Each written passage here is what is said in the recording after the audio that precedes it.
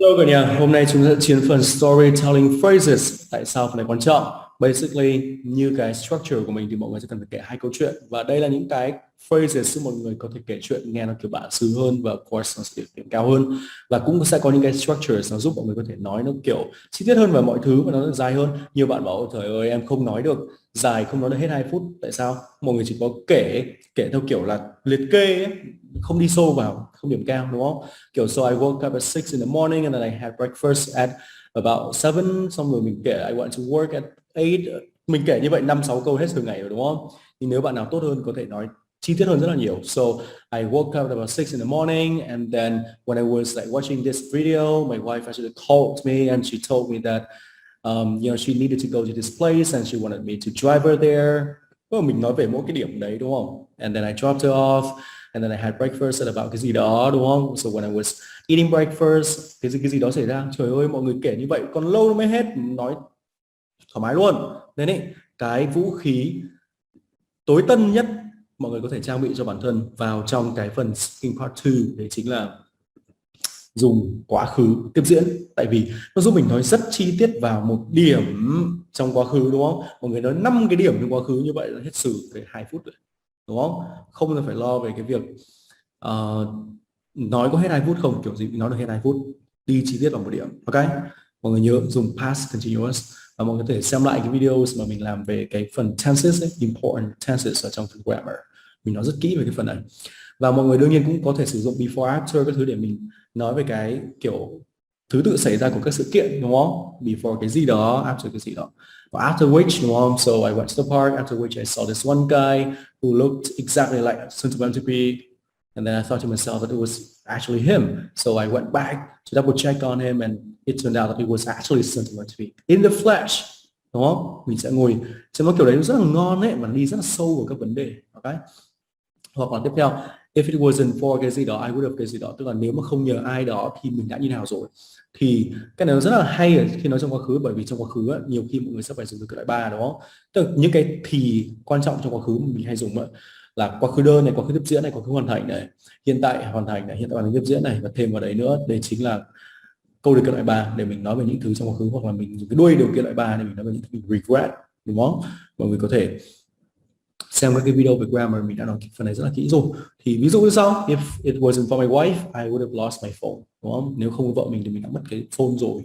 Ok, hoặc I never thought I would ever, mình không bao giờ nghĩ là mình sẽ như thế nào đấy. So I never thought I would ever choose someone out, không bao giờ mình sẽ chửi ai đó đúng không? I would never choose someone out, but my kid was incredibly rude and he was even swearing in front of me đúng không? Tức rất là rude, xong lại còn swear ở trước mặt mình kiểu so I actually threw him out. Được chưa? Tiếp theo, used to để nói về những cái thứ mà đã xảy ra trong quá khứ, như kiểu cái thói quen trong quá khứ bây giờ không còn làm nữa đúng không? I used to like reading books a lot when I was a kid đúng không? But như nào đây? Hoặc at first, trong đây mọi người cũng nên dùng thêm cái at first. At first nó thường đi với but.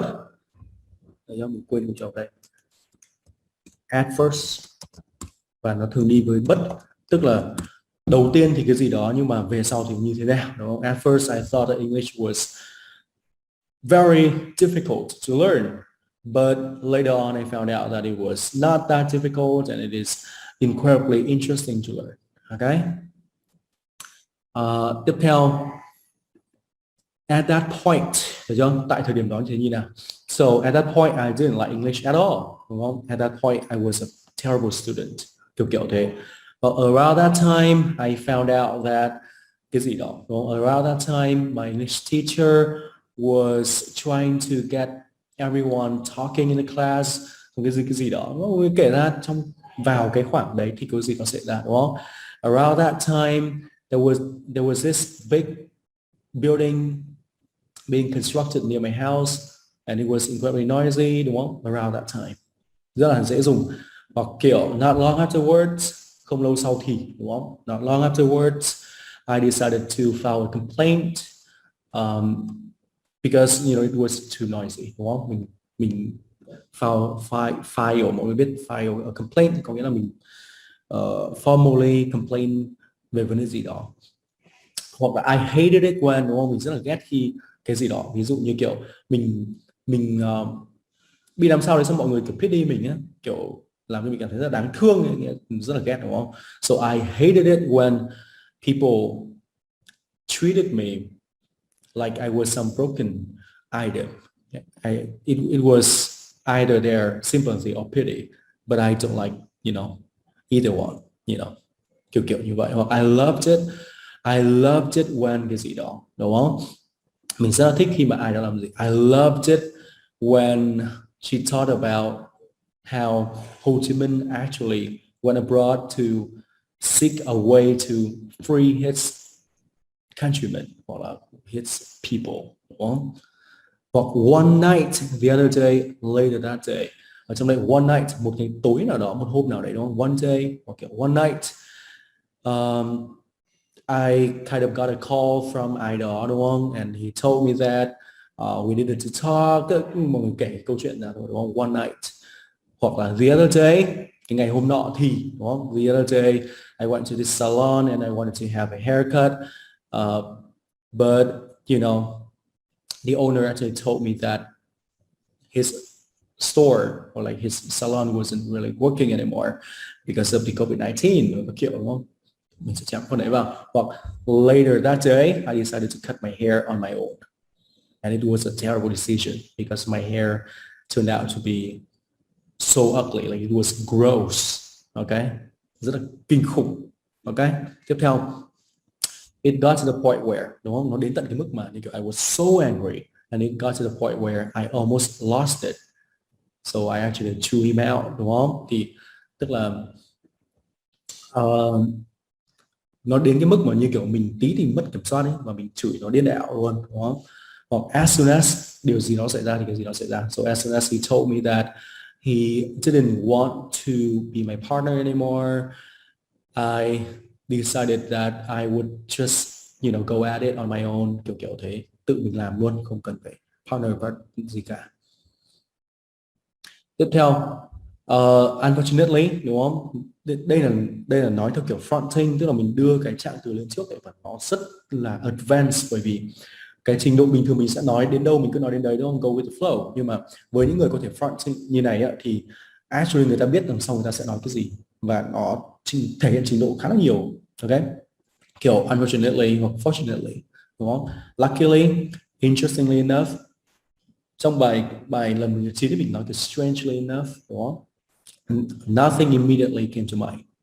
Ok, đấy là cái cách mà mình nói, thì nghe nó sẽ kiểu bản xứ hơn, nghe nó không phải là academic hơn, mà nó theo kiểu nói theo kiểu nó thể hiện rất nhiều cái trình độ ở chỗ đấy.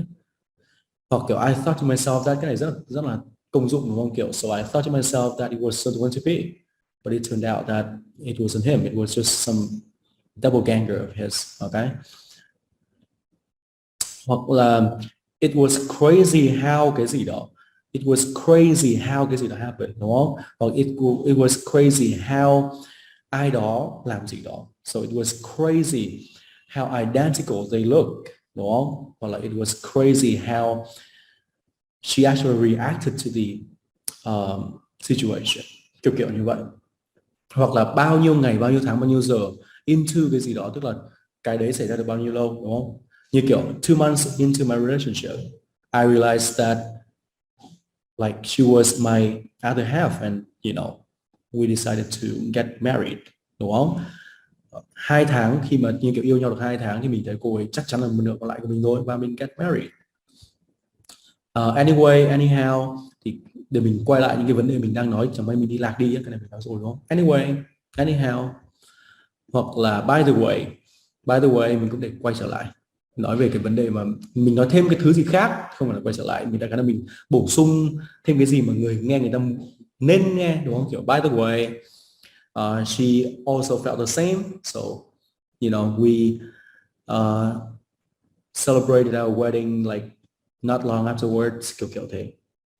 Hoặc I guess I might have forgotten to talk about cái gì đó, cái này thì mình sẽ thường dùng ở cuối, nếu mà mình kiểu nói hết câu chuyện rồi mà mình vẫn còn thứ để như kiểu không, đại khái là vẫn còn giờ để nói nhưng hết câu chuyện rồi, và có một cái point nào đấy nó liên quan đến cái phần này, mình sẽ nói như kiểu I guess I might have forgotten to talk about how I met her, đúng không? Thì So, sau mình chấm tiếp thì mình lại có thêm cái thứ để nói, và câu này rất là hay, mọi người có thể dùng như kiểu quân bài để đến gần cuối, đúng không? Mình sẽ trong 1 phút để mình tư duy, mình sẽ nghĩ ok ok, và quân bài cuối cùng thì là mình sẽ giả vờ là mình might have forgotten to talk about cái điểm này điểm kia, sau đó mình sẽ chiến thôi, đúng không? Ngữ pháp rất đỉnh, đúng không? I might have forgotten to talk about, nó thể hiện rất nhiều trình độ đấy, rất nhiều skill. Hoặc I'm not sure what would have happened if, đúng không? Thì cái chỗ này nó là cái câu điều kiện lại 3, đúng không? I'm not sure what would have happened if, đúng không? Hoặc I'm not sure like I would have done it again if I was given the chance, đúng không? Mình sẽ, hoặc như kiểu mình sẽ làm cái điều đấy á, nếu mà mình có cơ hội, không biết mình có dám làm không, kiểu kiểu như vậy. Xong in the future chém tiếp thôi, đúng không? Đây là những cái thứ mà mình rất hay dùng ở trong quá trình mình kể chuyện, và mình đọc truyện rất là nhiều, thì là mình thấy những cái câu kiểu như này người ta dùng nhiều dã man. Và mọi người nhớ nhé, dùng past continuous nhiều vào. Mỗi lần mình dùng past continuous mình nói về một cái điểm xác định trong quá khứ, mà mình có thể discuss về cái điểm đấy rất là dễ. Mình có một tỷ thứ khác để nói, đúng không? So when I was telling her about that article, she was kind of moved and she was trying to fight back tears. Nếu mình kể một cái điểm đấy chính là mình đang kể cho vợ mình về cái article mà mình nói đó, về health, mental health issues các kiểu đấy, thì cô ấy kiểu was kind of moved and she was kind of trying so hard to fight back tears, như kiểu mắt rưng rưng rưng các kiểu ấy. Đó, thì mọi người sẽ thấy nó chi tiết hơn rất là nhiều, và mình nói được 1 tỷ thứ ở đấy, đúng không? So yeah, mọi người cố gắng. Cái phần này ấy, để luyện tập tốt, mọi người chỉ có ngồi luyện nhiều thôi. Tập tự đặt câu trước ấy, mình cứ tưởng tượng ra cái cảnh tự đặt câu trước cho nó ăn nhập 1 tí. Sau đấy nó sẽ trở thành cái second nature của mọi người thôi. Tự nhiên mọi người sẽ nói được rất là tự nhiên. Alright. So yeah, that's it. Bye bye.